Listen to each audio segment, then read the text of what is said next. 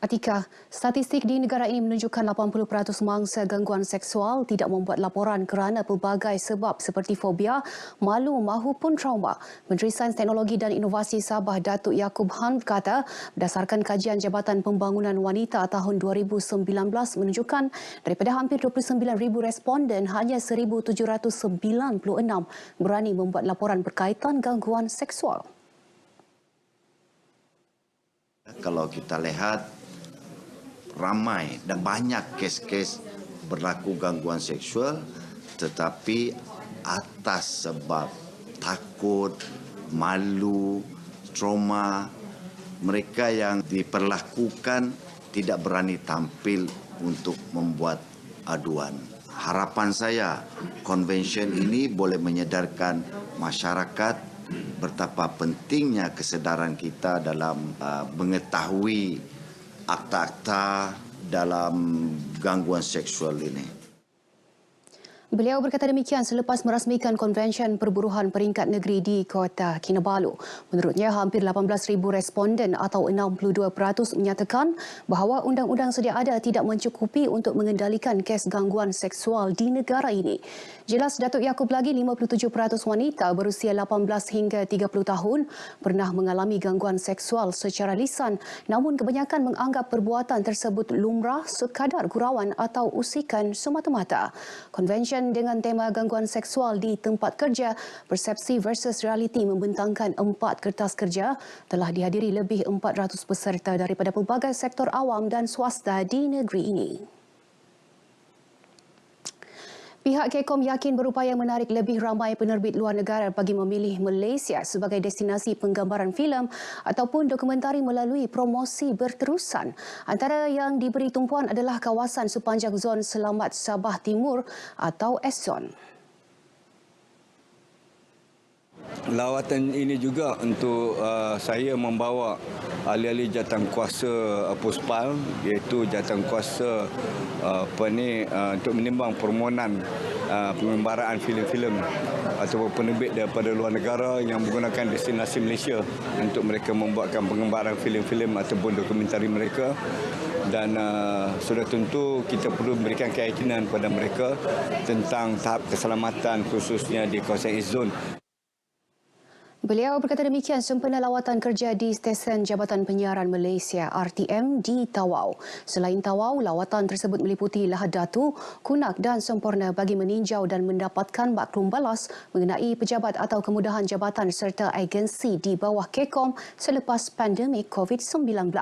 Sebelum ini, Datuk Seri Mohamad telah meninjau negeri Kedah dan Pulau Pinang. Usahawan atau peniaga di Sabah diminta memanfaatkan kemudahan Pusat Ekonomi Digital Keluarga Malaysia PEDI dalam mempelajari perniagaan atas talian atau e-dagang seperti memasarkan produk melalui pelbagai aplikasi dalam media sosial. Ketua Setiausaha KECOM, Datuk Seri Mohamad Mentek berkata, PEDI menyediakan tenaga pengajar terlatih berupaya meningkatkan perniagaan usahawan sesuai dengan keperluan semasa. PD ini juga digunakan untuk melatih usahawan-usahawan kecil dan sederhana. Jadi saya tadi telah beri keyakinan kepada mereka bahawa perniagaan online adalah merupakan satu trend sekarang ni yang mana dapat banyak membantu usahawan-usahawan kita untuk meningkatkan hasil pendapatan mereka. Tidak perlu jual ke kedai-kedai dan sebagainya, menyewa kedai dan sebagainya, menyewa rak-rak di kedai, tetapi mereka boleh memasarkan, menjualkan secara online. Beliau berkata demikian semasa lawatannya ke PEDI Taman Sri Titingan di Tawau. Datuk Seri Mohamad berkata PEDI di Semenanjung Malaysia telah melahirkan ramai usahawan berjaya dengan peningkatan hasil pendapatan melalui platform e-dagang. Justru KECOM berhasrat menambah 177 PEDI lagi sebagai tambahan kepada 911 PEDI sedia ada di negara ini. Usaha itu bagi mencapai hasrat satu PEDI, satu kawasan Dewan Undangan Negeri. Mengenai PEDI Taman Sri Titingan yang merupakan salah satu daripada 9 PEDI di Tawau yang telah melatih lebih 300 usahawan dengan memiliki lebih 20 usahawan aktif. Sementara itu, Majlis Amanah Rakyat MARA Sabah akan terus memperkasa konsep penggunaan teknologi digital dalam kalangan usahawan tempatan bagi membolehkan mereka bersaing di pasaran global. Dalam merealisasikannya, usahawan Bumi Putra perlu daya usaha bertingkat mutu dan kualiti produk masing-masing. Memberi latihan, pelbagai jenis latihan lah kepada usahawan-usahawan di negeri Sabah inilah. Kita banyak beri latihan-latihan terutamanya berkaitan dengan pendigitalan lah. Dan kita MARA juga ada pelbagai jenis bantuan dalam bentuk grant untuk membantu usahawan to digitalize their businesses lah. Selain daripada itu juga untuk tujuan pensijilan. Kebanyakan usahawan-usahawan especially Bumi Putra di daerah Sendakan ini mereka lebih adapt kepada perubahan teknologi. Majoriti daripada mereka yang menjalankan perniagaan ini khususnya dalam bidang pemasaran produk masing-masing sudah mula mengorak langkah keadapan dengan beralih kepada pendigitalan. Kita memang trend media sosial. Jadi saya memang mempromosikan produk saya atau memberikan awareness kepada pelanggan melalui media sosial seperti TikTok, IG, Facebook, page dan sebagainya lah. Saya lebih macam bukan menggunakan platform macam TikTok, Facebook, Instagram untuk memasarkannya macam saya buat iklan-iklan yang kecil. Jadi dengan adanya pendigitalan ni, saya dapat memasarkannya dengan sebaiknya lah. Walaupun hanya di kalangan pelajar-pelajar, tapi pendigitalan ni memang cukup membantulah untuk saya memasar. Mereka ditemui dalam majlis perjumpaan khas bersama usahawan di Sandakan. Hampir RM1 juta dana bantuan MARA disalurkan kepada usahawan di Sabah antara tahun 2020 sehingga kini. Program Jualan Murah Keluarga Malaysia PJMKM terus memberi manfaat kepada rakyat di kawasan luar bandar termasuk di Balong. Adun Balong Hamil Awam kata penduduk di kawasannya turut tidak ketinggalan dalam menikmati harga barangan tersebut yang dijual sehingga 20% lebih murah dari pasaran biasa. Ini kita telah pun membuka sebanyak 5 premis kedai di mana Kosmat ini adalah kali yang kedua dibuka pada hari ini.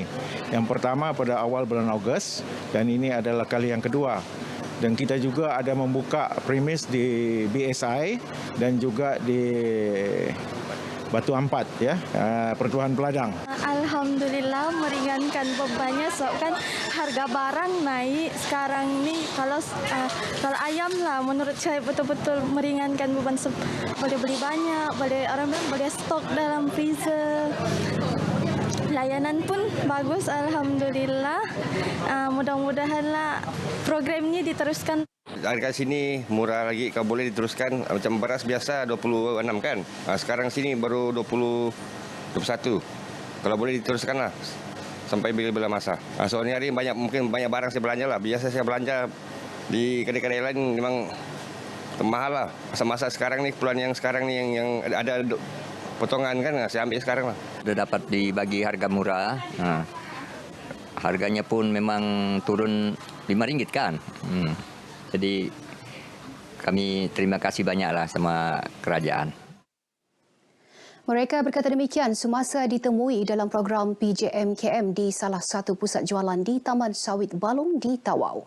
PJMKM Anjuran Koperasi Kaki Tangan Sawit Kinabalu Sabah dengan kerjasama Pertubuhan Peladang Kawasan PPK Balong ini menjual 27 barangan harga terkawal seperti beras, daging ayam, telur dan gula pada harga lebih murah.